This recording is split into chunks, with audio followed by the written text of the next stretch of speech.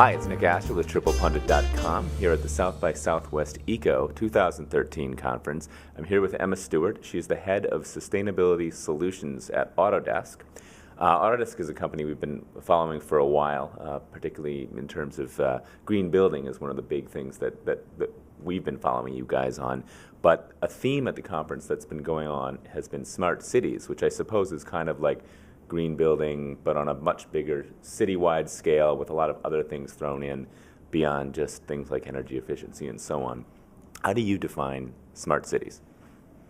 Well, so what we recognized a few years ago is that if we can model a building and simulate how it performs under different climatic and use conditions, why can't we model a city? And the answer is orders of magnitude more complexity. You're dealing with forms of civil infrastructure, you're dealing with demographic changes, you're dealing with hundreds of thousands of buildings. But we also argued to ourselves that this is the most important thing we could be doing because cities are the future. The future is urban. We've already reached a tipping point where the majority of humans are urbanites, and there will be 5 billion urbanites by the year 2050. And so the best thing we could be doing is bringing to the world software and simulation and analysis capabilities that allow city managers, as well as the citizenry in that city, to play out different design scenarios. What if there were a storm surge? What if sea level rise hits this particular mark? How can we make our city more resilient? From a water perspective, maybe that means how do we become more absorbent? Can we actually view water as a resource to be kept on site and reused?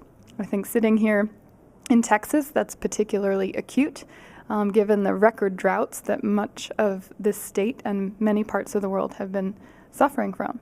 So a 3D, highly visual, highly intelligent model of a city and the ability to simulate transportation systems, water management, as well as building energy performance are, I think, critical factors in the future of resource scarcity and environmental protection the world over.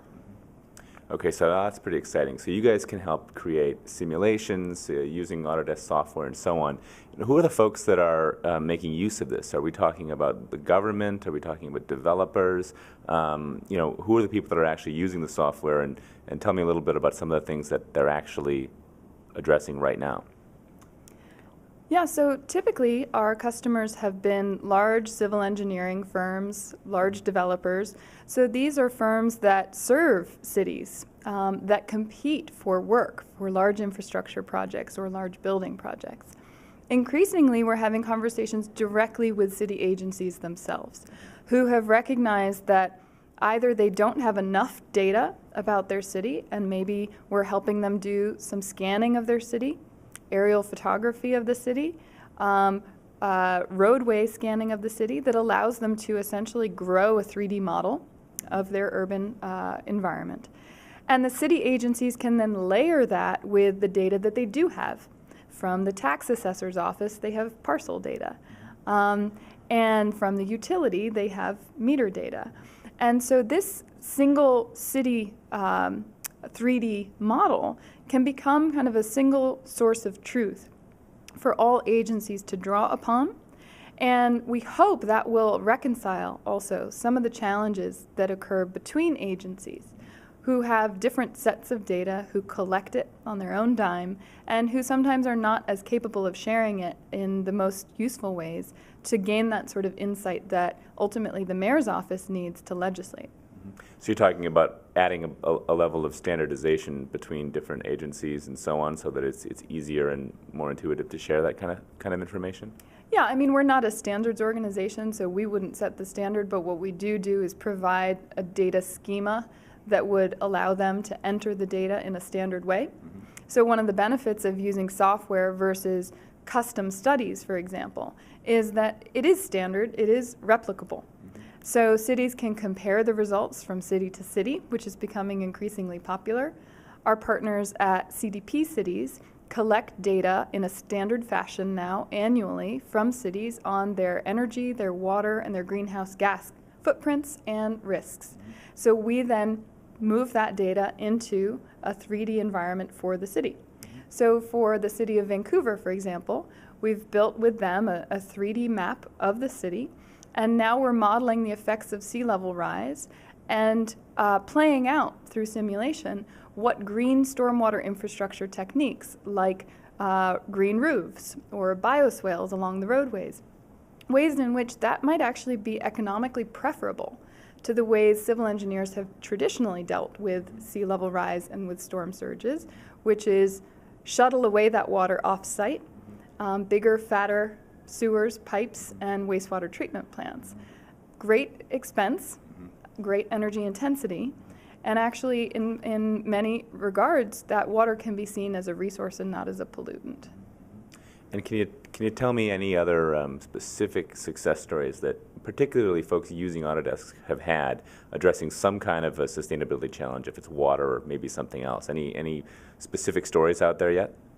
Well, there's lots of customers who have quite successfully tackled, I think, a very under-tapped area, which is the existing building stock. 98.5% of buildings are existing and will be for the next 50 years.